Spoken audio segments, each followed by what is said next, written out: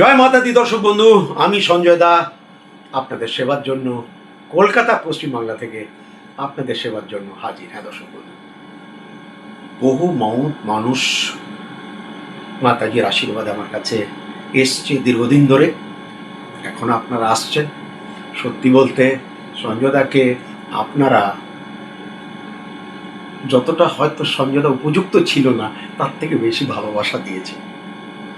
সবই আপনাদের ভালোবাসা ও মাতাজির কৃপা। কিন্তু এটাও ঘটনা যে আমি যে পেশায় আছি সেখানে মানুষ প্রথম এসে একটাই কথা বলে, আমি অবশ্যই বলি প্রথমে, কিন্তু তাদের একটাই বক্তব্য থাকে যে সঞ্জয় দা আমি ভালো নেই, আমি ভালো নেই সঞ্জয় দা, আমি ভালো নেই এই কারণে, কেন আমার শরীর মন ভালো নেই, আমাকে প্রচুর ওষুধ খেতে হচ্ছে, প্রচুর ডাক্তারবাবুদের কাছে ছুটতে হচ্ছে, প্রচুর পরীক্ষা করাতে হচ্ছে, তাতেও আমি কিন্তু ভালো নেই সঞ্জয় দা। আমি শারীরিক দিক দিয়ে ভালো নেই, আমি মনের দিক দিয়ে ভালো নেই সঞ্জয় দা।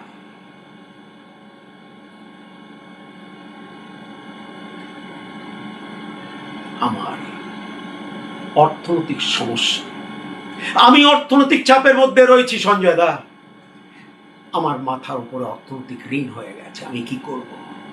আমি কোথায় থেকে শোধ করব এই অর্থনৈতিক ঋণ? আমার কর্ম কিন্তু আগের মতো নয় সঞ্জয় দা। কোন এক কালে আমি ভালো ছিলাম, কিন্তু আজকের ডেটে আমার কর্ম তছনছ হয়ে গেছে, আমি ভালো নেই।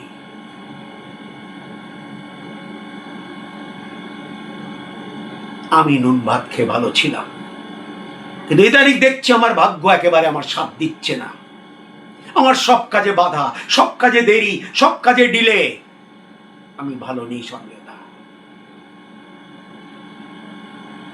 মানুষ আমাকে সুখে দেখে ভালো নেই, আমাকে দেখে ভালো নেই মানুষ, আমাকে হিংসে করে সঞ্জয় দা। আমার উপরে কুক্রিয়া চালানো হচ্ছে, আপনি বিশ্বাস করেন কি নয় দেখে নিন ছক সঞ্জয় দা, আপনি বুঝে যাবেন কিভাবে আমার উপরে কুক্রিয়া চলতেছে। অগ্নিকে সাক্ষী করে আমি যে বিয়েটা করলাম, আমি ভালো নেই সঞ্জয় দা, আমি একদম ভালো নেই। আমি প্রচন্ড অশান্তির মধ্যে রয়েছি, আমি প্রচন্ড অশান্তির মধ্যে রয়েছি। আমি নয়তো থাকতে পারছি, নয়তো আমি ছাড়তে পারছি, আমি ভালো নেই।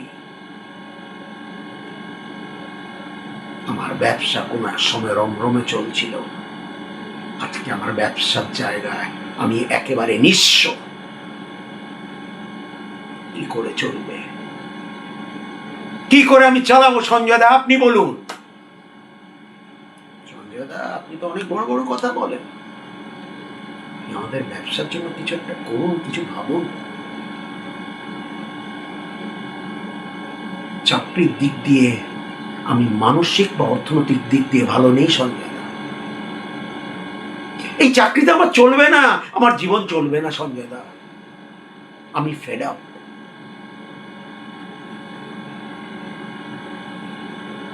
আর সঞ্জয় দা বলি, আর কিছু ছিল না, ছিল আমার জীবনে একটা ভালোবাসা ছিল, ভালোবাসা। কাউকে আমি ভালোবাসতাম, মন থেকে ভালোবাসতাম, প্রাণ থেকে ভালোবাসতাম।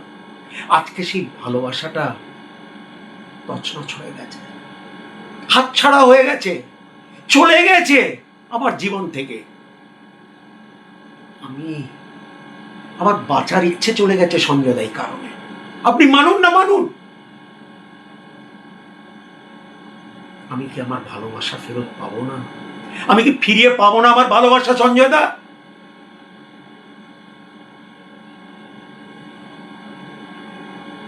আমি সঞ্জয় দা আমার বাচ্চাদের জন্য অনেক, আমার একটা বাচ্চা আছে বা দুটো বাচ্চা আছে, তাদের জন্য আমি অনেক করছি। যে জিনিসগুলো আমি পাইনি আমার বাচ্চাদের জন্য আমি প্রোভাইড করি। কিন্তু সেই মর্যাদা তারা আমাকে দিতে পারছে না। তাদের আচরণ তাদের ঠিক নেই, তারা লেখাপড়ায় মনোযোগ নেই, তারা কথা শুনছেন, অবাধ্য হয়ে যাচ্ছে।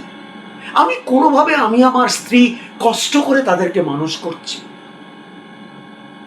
কিন্তু সেই মর্যাদা আমরা পাচ্ছি না তাদের কাছ থেকে। আমরা ভালো নেই সঞ্জয় দা, আমরা চেষ্টা করেও আমরা ভালো নেই। আমরা চেষ্টা করেও আমরা টাকা একজুট করতে পারছি না সঞ্জয় দা, আমরা সঞ্চয় করতে পারছি না সঞ্জয় দা, আমরা বিভিন্নভাবে জড়িয়ে গেছি। আমরা মুক্তি চাই, আমরা শান্তিতে মাথা উঁচু করে আমরা বাঁচতে চাই, এবং আমরা বাঁচতে চাই শান্তিতে। সেই শান্তি আপনাকে প্রদান করতে হবে সঞ্জয় দা। মানুষের সঞ্জয়দার কাছে এগুলোই আবদার। এই লাস্ট 26 বছর ধরে এই আবদার, আর কিছু ভালো কাজ হয়তো করতে পেরেছি, যার জন্য আজকেও আপনাদের মুখোমুখি।